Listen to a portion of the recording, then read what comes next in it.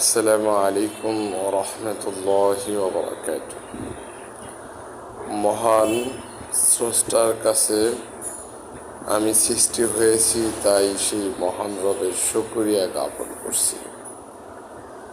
আল্লাহ কত মহান, কত দয়ালু, কত মেহেরবান। একমাত্র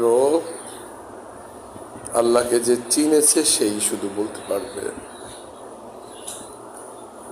আমার জীবন কতটা কষ্টে বিভোর। একমাত্র সে মহান রব্বুল আলামিনই জানে।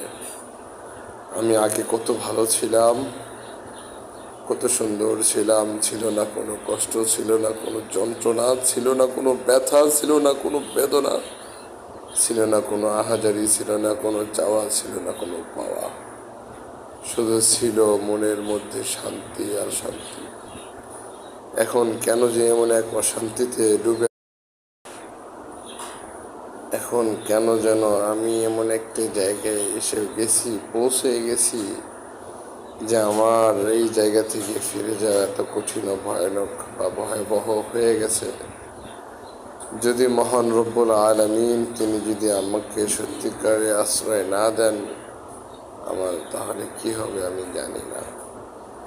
আমি জানি না আমার এই ভিডিও কারা দেখবে, কে দেখবে। আমি সকলের কাছে দুই হাত মিনতি করে আবেদন জানাই, আমার জন্য অন্তত সবাই একটু দোয়া করেন, আমি যেন সঠিক পথে ফিরে আসতে পারি। ইহদিনাস সিরাতাল মুস্তাকিম পথে পরিচালিত হতে পারি, যে পথে আছে শান্তি, যে পথে আছে মহান রবের নিয়ামত।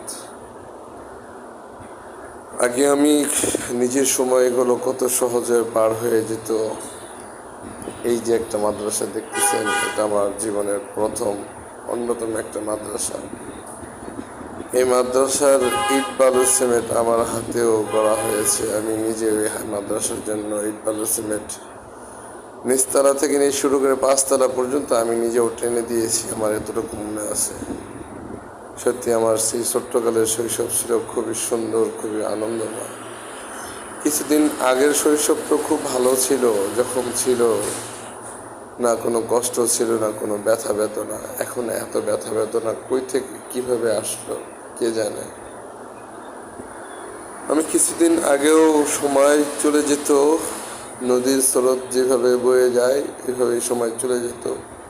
আমি শুনতাম নিয়মিত খবর, আমি শুনতাম কোরআন তেলাওয়াত। আমি অনেক কিছুর প্রতি খুবই নমনীয় ছিলাম। আমার সব কিছু হারিয়ে গেছে, শুধু একটা জায়গায় এসে থেমে গেছি। আমি জানি না আমার